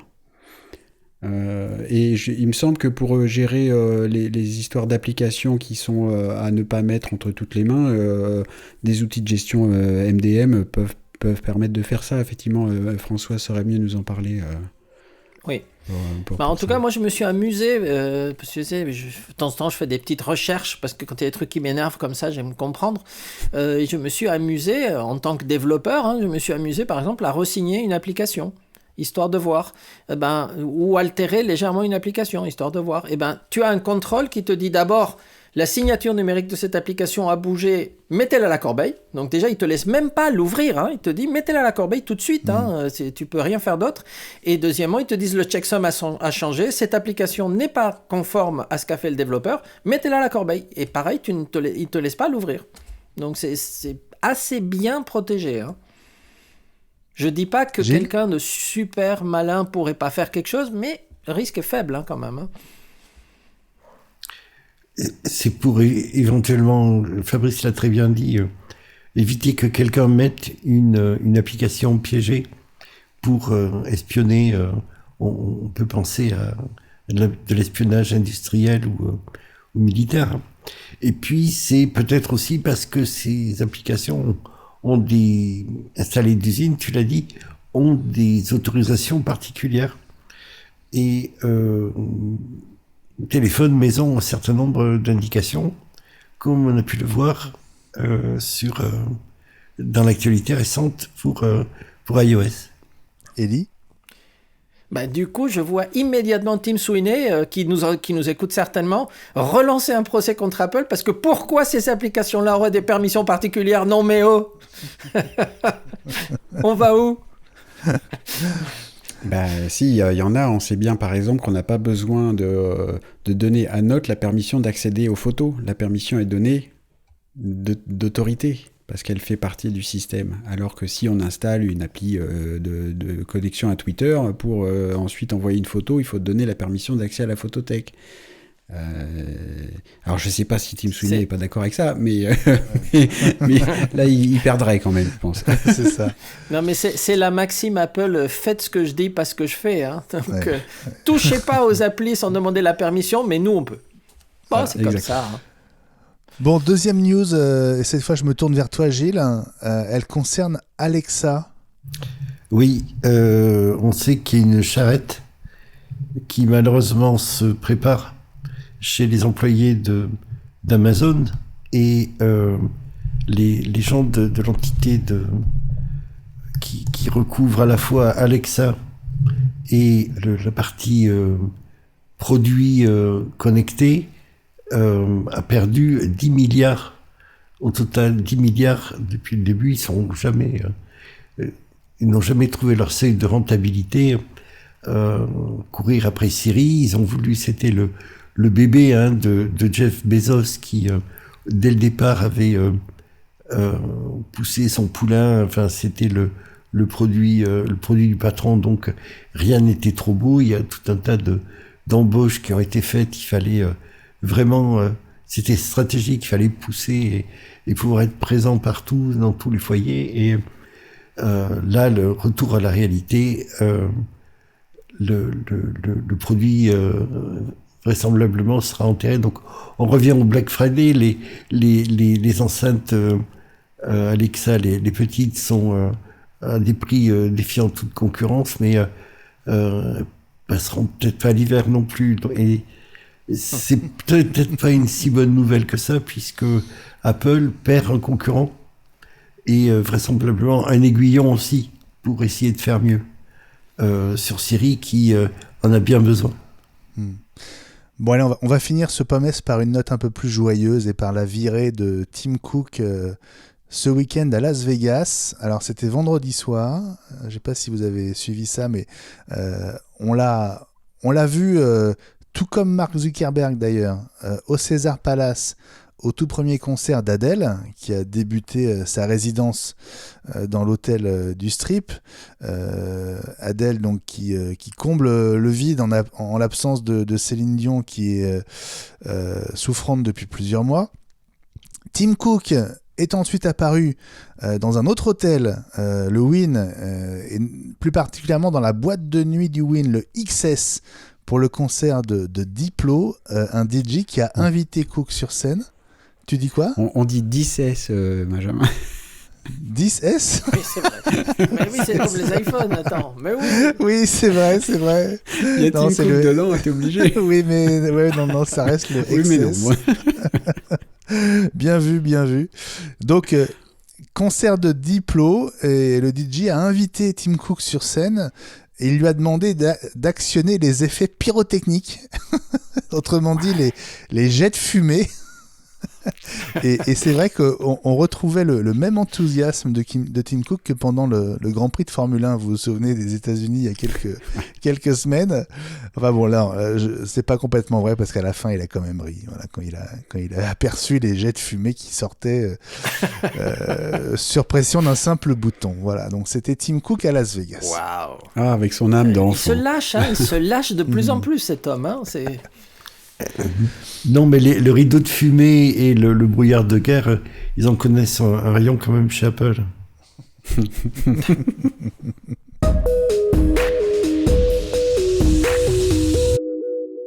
Les rumeurs de la semaine, allez, l'iPhone 15, bah oui, hein, on va pas arrêter d'en parler de cet iPhone de l'année prochaine. Oui, puis qu'il y a plus de 14, on peut parler du 15. Bah oui, c'est ça. Alors les rumeurs de la semaine disent qu'il aurait à la fois un dos arrondi, un dos avec des bords arrondis comme l'iPhone 5C à son époque, et une coque en titane, Ellie. Oui, en fait, c'est une news qui a été postée par un leaker moyennement connu, mais qu'on a déjà vu, Shrimp Apple Pro, et qui a été reprise ensuite et amplifiée par John Prosser. Ou le compte. Non, c'est je John sais plus Prosser. où est le Apple dans Shrimp, je sais plus. Je crois que c'est Ah, Ellie ou qui a Apple raison. Shrimp. Ah oui, pardon, excuse-moi, dans le nom, je sais pas moi-même, tu vois. Mais ce qui était rigolo, c'est que bon, John Prosser, si vous le suivez, moi je regarde de temps en temps ses vidéos parce que ça me fait mourir de rire. Et donc quand il a repris l'info, il a dit oui, et donc il nous parle d'un iPhone 5C, et là le mec était plié de rire en disant ça y est, Apple revient à l'iPhone 5C. C'était un grand moment de fou rire dans le podcast, et c'était rigolo. Après, ça a été repris par des sites un peu plus sérieux comme MacRumors, et effectivement l'info, qui est loin d'être confirmée, nous parle d'un iPhone avec des bords arrondis comme un iPhone 5C pour ceux qui s'en rappellent encore, il faut remonter loin, et qu'il serait en plus en titane. Bah, pourquoi pas en titane, hein ? De toute façon, c'est juste la carrosserie, c'est le rebord de l'appareil. Après, il y a quand même l'écran et le dos en verre, hein. Donc pourquoi pas en titane ? Bon, c'est pas l'élément essentiel qui va nous faire acheter un iPhone 15. On va certainement l'acheter parce qu'on espère qu'il y a plein d'autres choses, puisque c'est censé être un iPhone redesigné, un iPhone de rupture, enfin.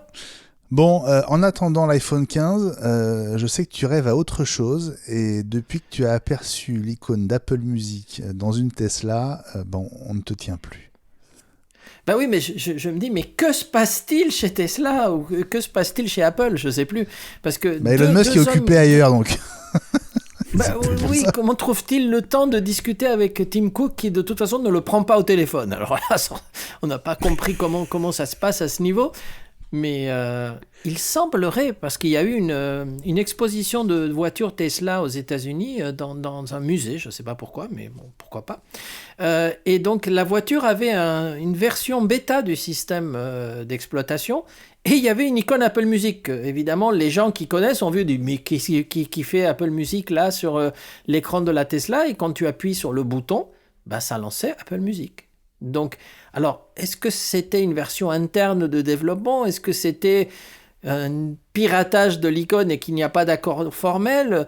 Depuis que vous savez qu'on peut accéder à une bêta web qui, d'après, si l'info est confirmée, Fabrice avait dit que ce n'était plus une bêta, donc qu'on peut accéder à une version web d'Apple Music. Étant donné que Tesla a un navigateur web, il suffit de mettre une icône qui serait un raccourci sur l'écran, et donc voilà, donc ça ne serait pas...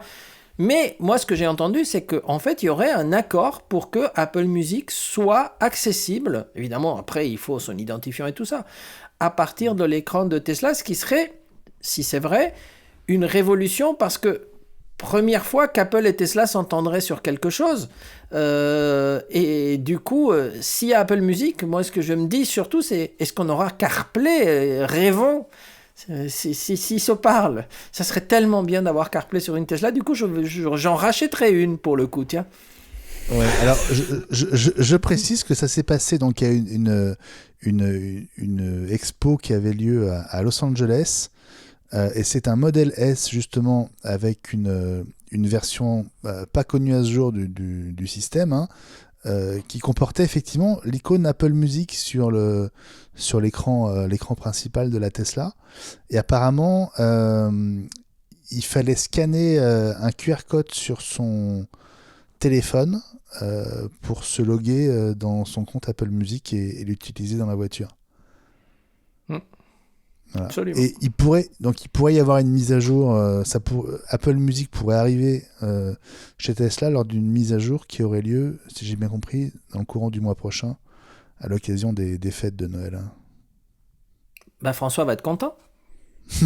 Bah oui, si ça marche. Fabrice ? Et oui. La vraie question, c'est de savoir qu'est-ce qui arrivera le premier, Apple Music ou Twitter sur la Tesla. Ah oui, c'est ça. Ah, bien, bonne remarque. Allez, on referme cette page rumeur et on se retrouve dans 3 secondes avec Gilles et on va revenir 15 ans en arrière. La mise au point de Gilles Dounez. Gilles, tu nous ramènes aujourd'hui en 2007 au lancement de l'iPhone en France et aux négociations secrètes entre Apple et les opérateurs mobiles. C'est pas aussi simple que ce qu'on pense, si j'ai bien compris. Oui, on avait évoqué la semaine dernière les débuts de l'iPhone en France, et que ça soit bien clair, Apple voulait que ce soit Orange, et Orange voulait que ce soit Apple. Et SFR voulait surtout pas de l'iPhone, mais les négociations n'étaient pas du tout gagnées d'avance. Je vais essayer de vous expliquer, et pour plusieurs raisons. On avait développé dans iPod Backstage que Apple s'était refondé autour du numérique et de la musique en 2001, et Apple ne veut fonctionner qu'avec le numéro 1. C'est quelque chose de fondamental pour la société depuis cette époque-là, et éventuellement le numéro 2. Donc, si on ajoute à cela chez Apple on n'aime rien tant que bâtir une relation de confiance à long terme avec les partenaires, même s'il peut y avoir du tirage, hein, on le voit avec Samsung depuis des années. Et du côté de SFR, l'actionnaire majoritaire qui était Vivendi entretenait des relations exécrables avec Apple, d'une part parce que dès le départ, Universal cherchait à obtenir des recettes supplémentaires en augmentant le prix des fichiers qui étaient vendus par Apple sur l'iTunes Music Store, et qu'ils avaient en plus des forfaits qui étaient directement en concurrence avec Apple et avec l'iTunes Music Store. Alors, en plus, des essais avaient été menés, on en a parlé, sur le réseau SFR, et l'iPhone ne fonctionnait pas du tout dessus. Mais ceci posé, les négociations avec Orange promettaient d'être serrées. Vous allez voir pourquoi. Un an auparavant, Apple Europe avait survendu à Orange une pseudo-bonne affaire, un bundle de l'iBook avec une offre Internet tarifée spécialement. Et de mémoire, c'était la grande mode des iBooks, blanc et noir, et Samsung avait même fait une imprimante laser qui était spécialement carrossée pour être dans le look. Alors sur le papier, passez-moi l'expression, ça devait être la fête du slip. Et comme d'habitude avec Apple, c'est Orange qui a payé les violons du bal, le buffet et même la location de la salle. C'est-à-dire qu'ils ont acheté eux-mêmes les iBooks et qu'ils se sont occupés de tout le merchandising, tout le marketing, etc. Ça représentait quand même plusieurs dizaines de milliers d'iBooks, un peu moins de 100 000. Sauf qu'en définitive, l'opération s'est révélée un four mémorable, pas un petit donc, et qui s'en est vendu à peine quelques milliers. Alors autant dire que quand Apple était arrivé en réclamant la moitié du prix des forfaits signés par les nouveaux clients, c'était le numéro 2 de chaque boîte, c'était Tim Cook. Et Louis-Pierre Vénès, qui était à l'époque le monsieur cost killer de chez Orange, on a vu ce que ça a donné. Les négociations n'étaient pas gagnées d'avance. Et autant dire que les négociations ont été un peu serrées et ça n'a pas dû être très facile. Ce qui m'étonne, c'est que tu dis SFR ne voulait pas de l'iPhone. Et j'ai du mal à comprendre comment un opérateur peut ne pas avoir envie que ce téléphone, qui était quand même révolutionnaire, soit sur son réseau dès le début. Ils étaient en concurrence frontale avec eux. Et une preuve supplémentaire, c'est que... Avec qui ? Avec Apple et avec l'iTunes Music Store. SFR ? SFR, oui. Pardon, l'actionnaire majoritaire à 51% de SFR, c'était Vivendi Universal. Oui, ça on a compris. Oui, mais c'est Vivendi, dans la logique qui vendait business de la l'opérateur. Il s'en fichait. Dès février, il y a eu un communiqué de presse du numéro 1, du DG de SFR, qui a dit l'iPhone ne sera pas chez SFR. Et une preuve supplémentaire, c'est que quand Bouygues Télécom a essayé d'attaquer réussi à attaquer la relation d'exclusivité de 2 ans qui liait Orange et Apple pour l'iPhone, ils ont gagné en première instance, mais SFR ne s'était même pas joint à la procédure.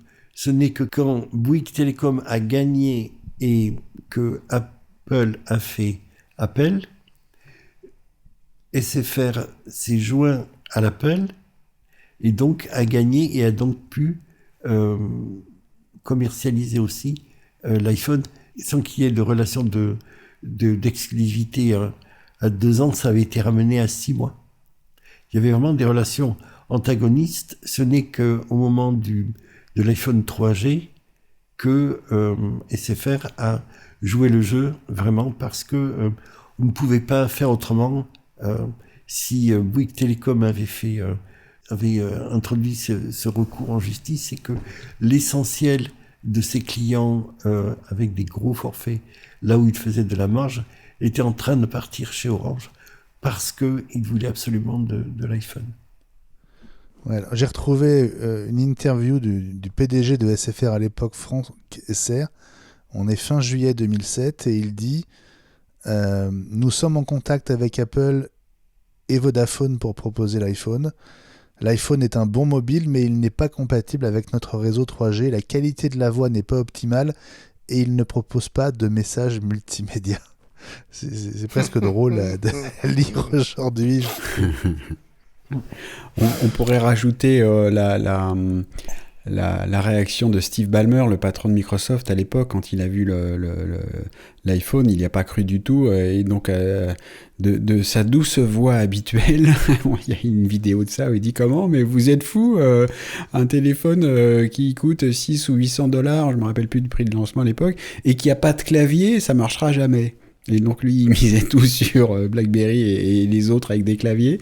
C'est une des grosses plantades en termes de prévision du futur de Steve Ballmer, qui à côté de ça était pas mauvais, mais là il s'est planté sérieusement quand même. Merci Gilles pour cette mise au point. Ça fait plaisir.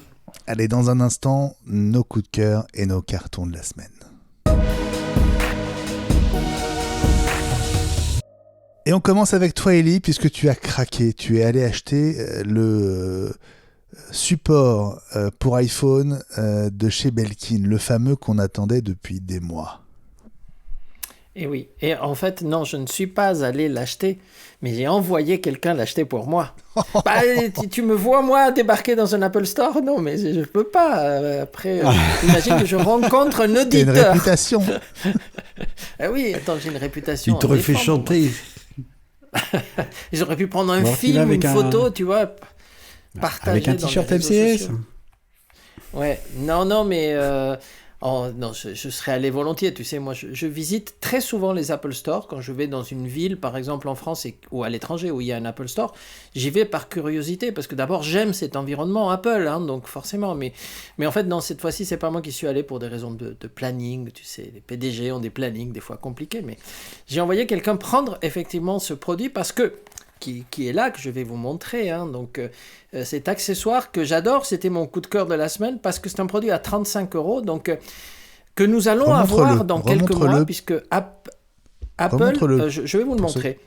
Alors, en fait, il est derrière l'iPhone, je vous le montre. Vous voyez, donc c'est ce rond-là, puisque c'est MagSafe, et c'est quelque chose qui se décolle très facilement. Vous voyez, donc hop, il n'y est plus. Et hop, il est collé maintenant. Et donc, il sert à 3 choses. La première, vous avez ici quelque chose sur le côté pour la version vidéo, donc une petite poignée. Donc j'essaye de le montrer comme ça, peut-être que là on verra mieux. Donc cette petite poignée permet de poser l'iPhone de façon horizontale, comme ceci, et de regarder une vidéo, un film, une série lorsque vous êtes dans un avion, lorsque vous êtes dans un resto, suivre un épisode iWeek par exemple. C'est très pratique. La deuxième chose, c'est que vous pouvez tenir l'iPhone, vous voyez, puisque vous passez comme si c'était une bague, vous pouvez tenir l'iPhone et ça évite... Comme les influenceuses. Oui, ça vous permet de tapoter. On va y arriver à ce qu'ils mettent du blush.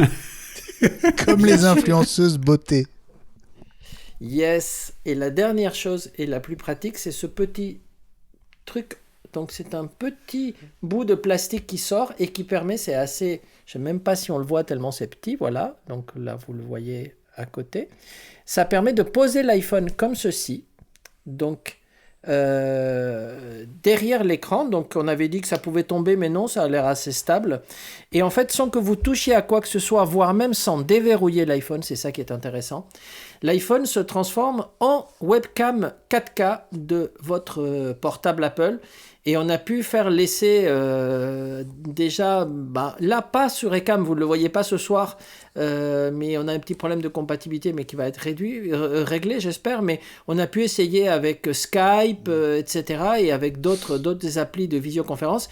Et c'est le jour et la nuit. Ce que je disais à mes camarades qui m'ont vu arriver, c'est que j'étais passé enfin au 21e siècle. Hein, donc la qualité d'image, elle est juste hallucinante, et sans compter que vous pouvez bénéficier du coup des effets du style Center Stage, ce truc merveilleux que je n'appelle toujours pas en français parce que ça me fait trop rire à chaque fois que je le prononce, mais vous pouvez avoir éclairage de scène, vous pouvez avoir le mode portrait qui floute l'arrière-plan, et c'est vraiment, vraiment super. Et en fait, je me suis dit que c'est un produit qu'on va récupérer une fois que l'exclusivité Apple Store tombera dans quelques mois.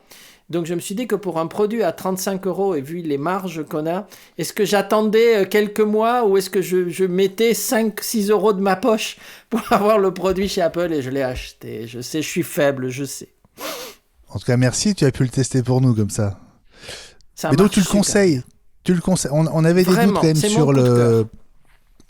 sur l'intérêt de ce produit.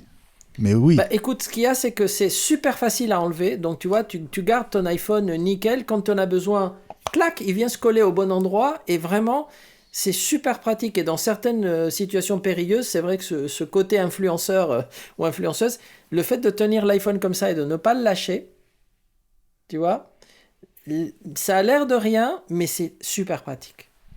Et donc, tu as testé la fonction qui permet de filmer ton bureau comme si tu avais une caméra au-dessus de la tête? Oui, et je comprends pas comment ils font, mais c'est bluffant parce que j'avais mis 2-3 feuilles de papier devant, juste collées devant l'écran de mon MacBook Pro.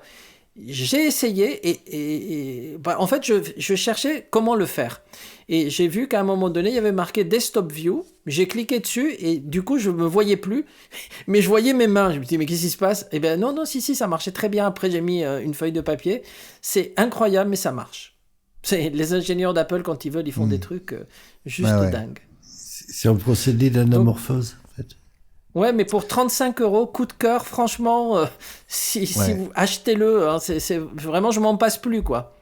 Bon, le iPhone Mount de chez Belkin, avec un peu de chance, vous aurez une petite réduction avec le Black Friday. Je crois pas. Ah oui, Non, tu crois pas 33,99 crois comme pas ton truc. Ouais. Ouais. Non, parce qu'il est alors, seulement en Apple Store, là, donc. Hein.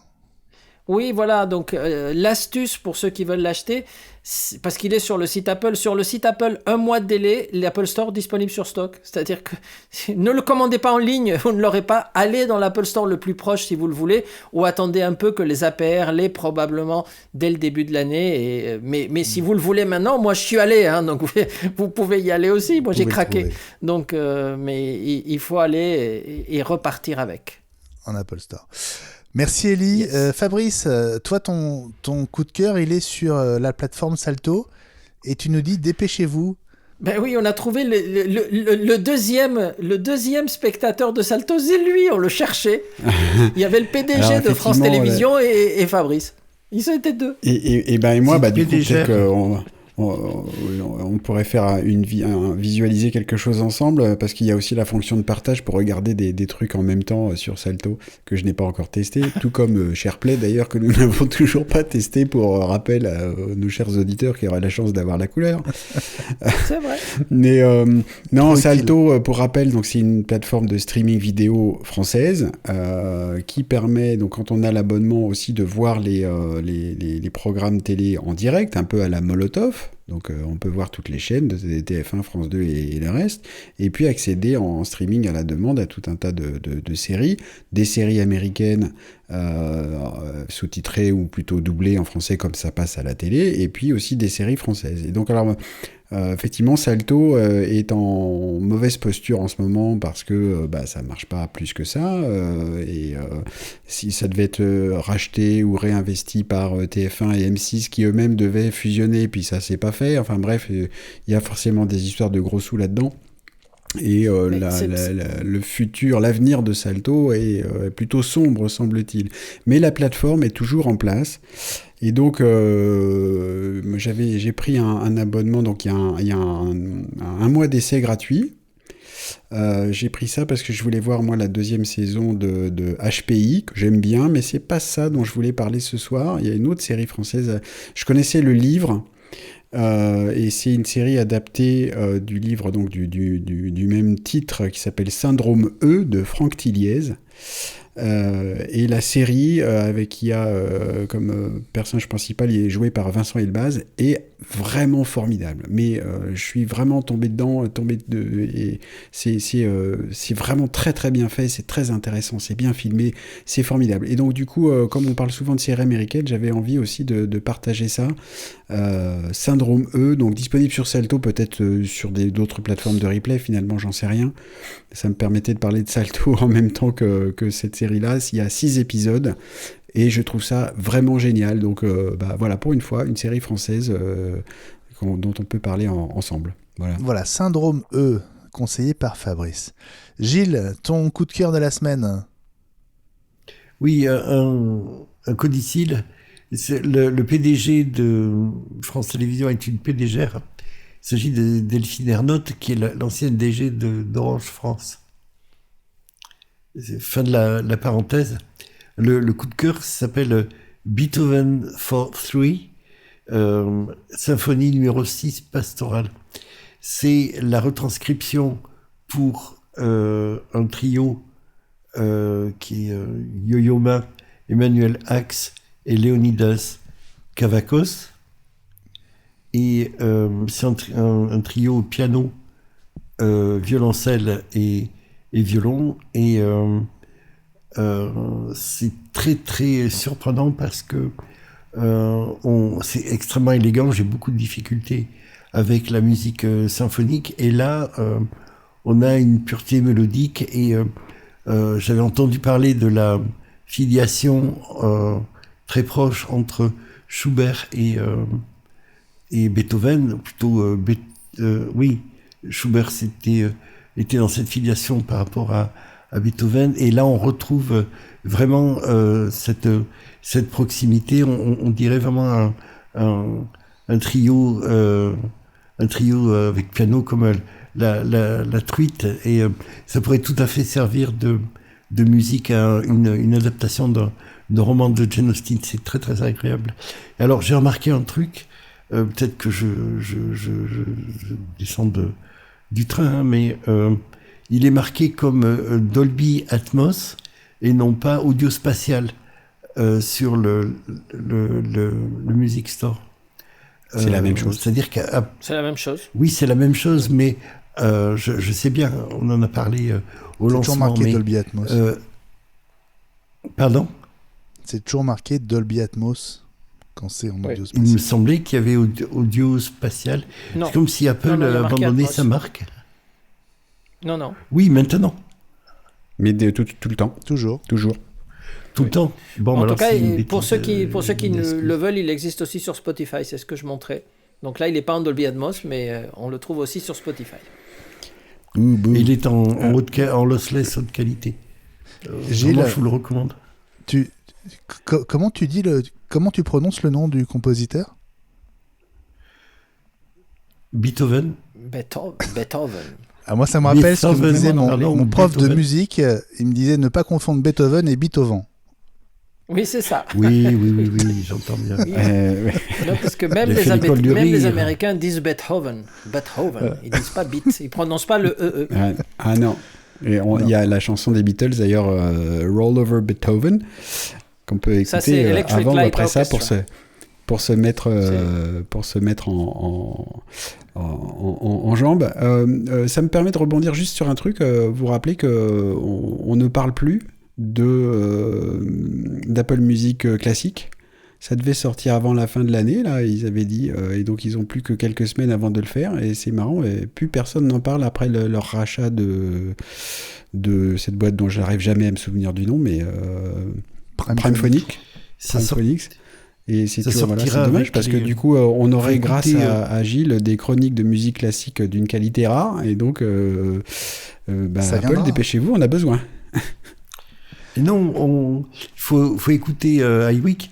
On l'aura en même temps que les nouveaux produits audio qui vont sortir. Lesquels Bon, si vous Il y a des permettez, nouveaux produits audio. puisqu'on parle d'audio, si vous permettez, moi, mon coup de cœur, ça se passe sur podcast.adobe.com/enhanced, ENHANCED. C'est un outil gratuit d'amélioration de fichiers audio. Alors typiquement une interview ou un enregistrement de podcast. C'est un outil à base d'intelligence artificielle. Alors vous pouvez lui envoyer jusqu'à 1 heure de son ou un fichier d'1 giga, uniquement en MP3 ou en Wave. Vous n'avez rien d'autre à faire, absolument rien d'autre à faire qu'à glisser-déposer votre fichier dans le cadre en pointillé et attendre. Alors ça peut être relativement long. Au bout de quelques instants, la page indique « Process toujours en cours ». Bientôt remplacé par un autre message qui dit « L'amélioration de certains fichiers peut prendre jusqu'à 10 minutes ». Dans mon cas, c'était un fichier de 192 mégas et 18 minutes avec la 12 voix de Gilles. Oui, t'as 12 voix, Gilles. Alors, un enregistrement de la quotidienne iWeek. Alors, je dois dire avec un micro un peu loin, pas mal de reverb non désiré et un souffle relativement important. Je vais vous faire écouter les deux versions avant-après. Écoutez d'abord la version brute, allez quelques secondes, et faites attention au souffle et à la reverb. Oui, alors, on va faire un petit détour. L'argentique, la photo argentique revient à la mode. Voilà, ça c'était avant, et donc 8 minutes plus tard, le processus est terminé. Je télécharge le fichier audio mouliné par Adobe, et voilà le résultat. Faites à nouveau attention au souffle et à la reverb. Oui, alors, on va faire un petit détour. L'argentique, la photo argentique revient à la mode. Tu te souviens peut-être de la pellicule que tu laissais chez le photographe et la pochette que tu retrouvais. Et des fois, il y avait des photos qui n'étaient pas les tiennes. Bon voilà, qu'est-ce que vous en pensez? Est-ce que vous avez entendu une différence entre les deux versions? Ouais, Ah bah, c'est pas très qu'un peu, impressionnant. hein. Oui, clairement. Ouais. On a vraiment l'impression qu'il a remis le micro devant la bouche, c'est impressionnant. Ouais, notamment, et toute la reverb de la pièce a disparu, et les bruits de fond, le souffle aussi. C'est un résultat qu'on peut obtenir manuellement, mais en ayant recours à plusieurs outils de logiciels très, très pointus comme RX 9 ou 10 de Isotope, dont je vous ai déjà parlé ici. Donc c'est vraiment impressionnant. Notez qu'Adobe propose aussi un outil qui vous aide à optimiser votre prise de son avec un micro en mesurant, alors s'il est à la bonne distance de la bouche, en mesurant le gain, en vous disant s'il faut l'augmenter ou le diminuer, en mesurant la quantité de réverbération dans la pièce et aussi le bruit de fond. Et ça se passe sur podcast.adobe.com/miccheck, MICCHECK.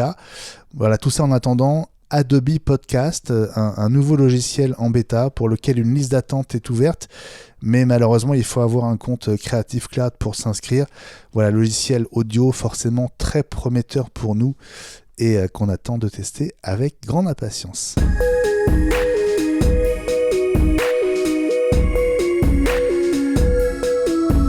C'est la fin de ce 113e numéro d'iWeek, la semaine Apple.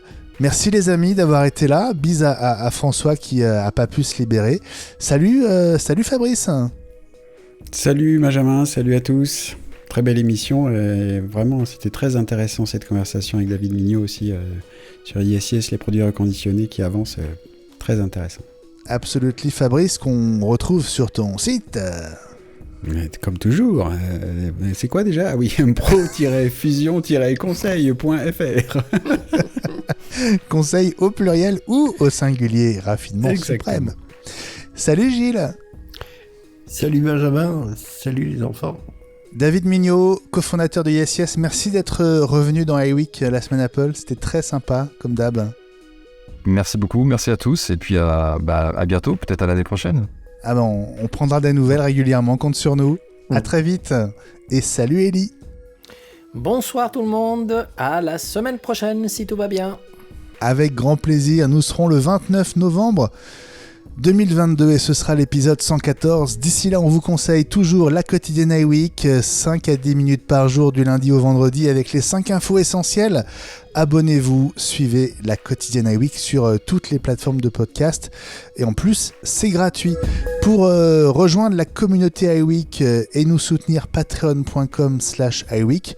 Vous aurez notamment droit aux bonus de la semaine sur les environnements de travail, nos petites dispositions préférées pour travailler dans le confort maximum. Et puis Twitter, @iWeekNews et Instagram, @iWeek.news.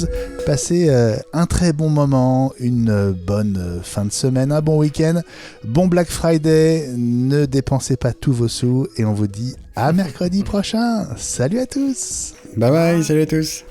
Bye bye.